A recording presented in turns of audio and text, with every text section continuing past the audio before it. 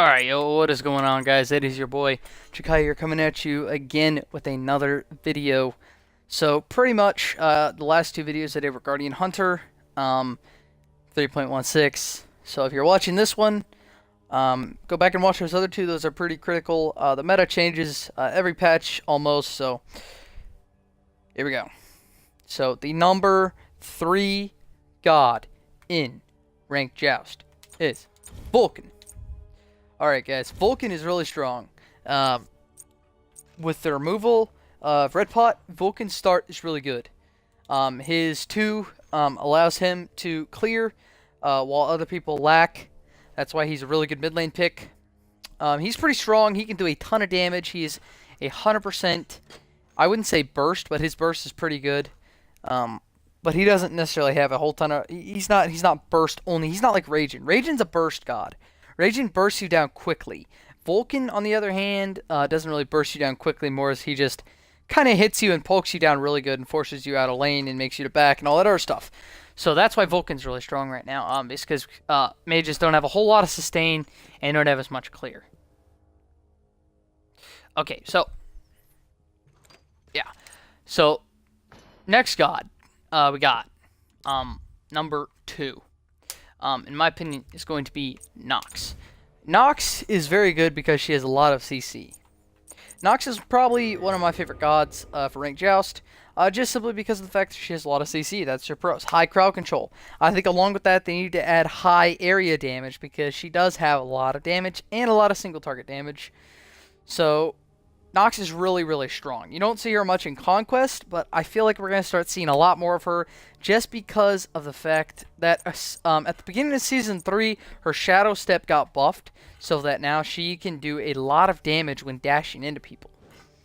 And it hurts. I will tell you that. And when she goes into someone, it does more damage than if she were to dash through them. Okay, so yeah, Nox is pretty strong. Don't be afraid to pick her and match her up with a god like Kumbhakarna or maybe Bacchus. Hit the knock up into the root, but yeah. The one thing about her thing is this is a root and a cripple, so they can't jump out of it, and they're also silent, so they're basically fucked. That's what you are. You're fucked when you're inside of it. So Nox is super OP in Joust. And number 1 I'm going to go into is Kronos. Now, Kronos is extremely strong just because of his CC in his late game. He's got a ton of CC, and he can really just kind of dumpster kids. And there's actually one more god after Kronos, but I'll get to that in a second. So, Kronos, basically, you just want to build attack speed. I'll see a lot of people, they'll go ability-based on Kronos. Kronos isn't ability-based. Don't get me wrong, it's okay to build ability-based, like maybe get a Rod, maybe get a Poly after you use an ability, hit him with an auto attack. You don't really need a bunch of cooldown on him, so I'll see a lot of people get cooldown, max cooldown add on him. You don't need lifesteal on him. He's got built-in lifesteal to his passive. He's pretty strong when it comes to the Joust map. He's also pretty strong in Conquest, but he can easily be picked off in Conquest, so you have to be really careful. So, like I say, guys, Kronos is really strong. He's one of my favorite gods. So, yeah, Kronos, pretty good. And then a god I accidentally left out was Hebo. Hebo is an extremely powerful god.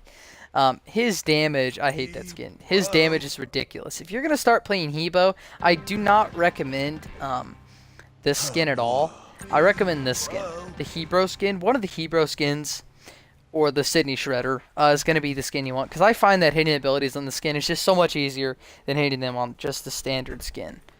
But, yeah, Hebo, you want to build him ability-based and some cooldown, because you can eventually just spam the hell out of his one and poop on kids. So, yeah, and his ult hits for like 1500 late game, so keep that in mind when you're playing him. But yeah, Hebo's really strong. Play Hebo. Usually he's a top ban.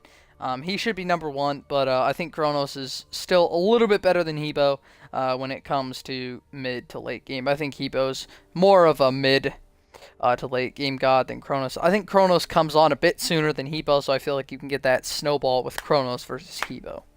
So, if you guys liked the video, like, comment, and subscribe.